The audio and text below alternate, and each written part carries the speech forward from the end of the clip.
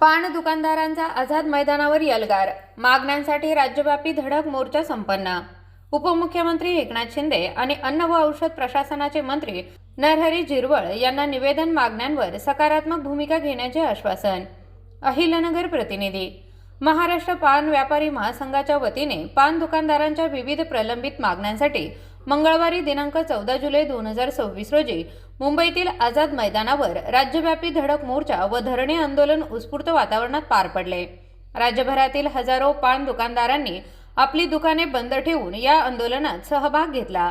अन्न व औषध प्रशासन तसेच इतर यंत्रणांकडून पान दुकानदारांवर होत असलेल्या कारवायांचा निषेध करण्यासाठी आयोजित करण्यात आलेल्या आंदोलनानंतर महासंघाच्या शिष्टमंडळाने महाराष्ट्राचे उपमुख्यमंत्री एकनाथ शिंदे तसेच अन्न व औषध प्रशासन विभागाचे कॅबिनेट मंत्री नरहरी झिरवळ यांची मंत्रालयात भेट घेऊन विविध मागण्यांचे निवेदन सादर केले।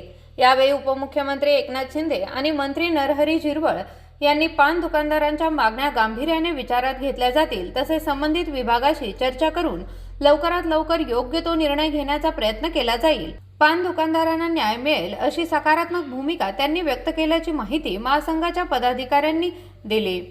या आंदोलनात मोका कायद्याचा चुकीचा वापर थांबविणे, अन्न व औषध प्रशासनाकडून होणाऱ्या अन्यायकारक कारवाया रोखणे, सुगंधित तंबाखूवरील बंदीचा पुनर्विचार करणे, पान शॉप व्यावसायिकांना आर्थिक मदत, अनुदान व विनातारण कर्ज उपलब्ध करून देणे, पान व्यवसायाच्या विकासासाठी स्वतंत्र महामंडळाची स्थापना करणे आदी प्रमुख मागण्या करण्यात आल्या। या राज्यव्यापी आंदोलनाचे नेतृत्व महासंघाचे प्रदेशाध्यक्ष अजित सूर्यवंशी, कार्याध्यक्ष शरद मोरे, अहिल्यानगर जिल्हा अध्यक्ष फयाज तांबोळी, लातूर जिल्हा अध्यक्ष मसूद काझी, सांगली जिल्हा अध्यक्ष रत्नाकर नांगरे, दिनेश बरमवाल, अजिंक्य पाटील यांच्यासह राज्यातील विविध जिल्ह्यातील पदाधिकाऱ्यांनी केले। महासंघाच्या वतीने या आंदोलनाला महाराष्ट्रातून मोठा प्रतिसाद मिळाल्याचा दावा करण्यात आला असून पान दुकानदारांच्या न्याय मागण्या मान्य होईपर्यंत संघटनेचा लढा सुरूच राहणार असल्याचा निर्धार यावेळी व्यक्त करण्यात आला।